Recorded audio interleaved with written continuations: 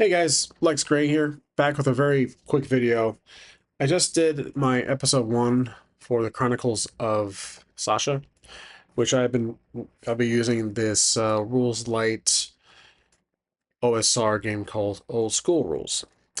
I talked about it in detail in an earlier video, going through the whole 24-page rule set and how my approach to the method of combat might be questionable. I do like the approach for combat, which we will go to now. Essentially, it's kind of THAC0. So what you do is, as it says here, I've mentioned this plenty of times already, but just to recap, you roll a d20. If it's equal to or less than the sum of your fighter level, your opponent's AC, any bonus or penalties, you hit your opponent. So even though, and on paper, that's very, very simple, for some reason, I was just not able to wrap my head around it for a few moments in my video after actually trying to play it. So it's one thing to read the rules of a game, but then to actually play it, you get a real world experience, and it gives you the opportunity to tweak it. So this game is very open to that, and I mentioned this in my episode before, where it welcomes the golden rule, which is you are able to just modify the rules. So here's what I'm going to do. I've talked about this extensively. It's a method, it's a slight alternative to THAC0, or THAC0, however you pronounce it, where THAC0 is to hit enemy AC 0, and it was before 3.0, D&D 3, where it was just ascending AC was introduced. With THAC0, you had a number, it was your to-hit number, the attack roll, you roll d20, include your bonus, include the enemy AC, and if you exceed that number, if you match or exceed it, it's a hit. And then later editions of D&D, it just got rid of it, and you have your d20 attack, you have your modifiers, and you just try to match or exceed the enemy's AC. Simple. I like both. I probably actually have been leaning more THAC0, because I don't know, I just getting kind of bored with it sending AC from time to time. But anyways, that's my dilemma. So with this, again, I've talked about this before, the target 20 method. So the target 20 method is something that Scarlet Heroes uses. You have to hit roll match or above 20. And with your d20 roll, that includes any modifiers from your character sheet, which this has, and the enemy's AC, which this has. So here's one thing for the next episode moving forward for episode 2 and on.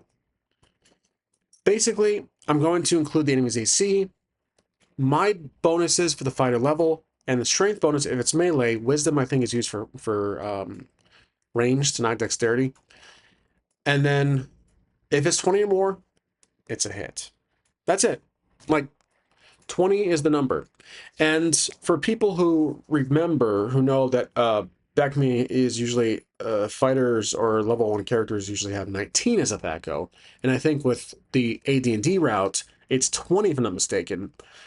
You can, with this target 20 method, you can use the attack bonus mechanic as the difference between 20 and 19. So +1 covers that slight difference if you want to stick to the real core measurement, because BACME gives you a slight advantage of that +1 compared to AD&D was 20.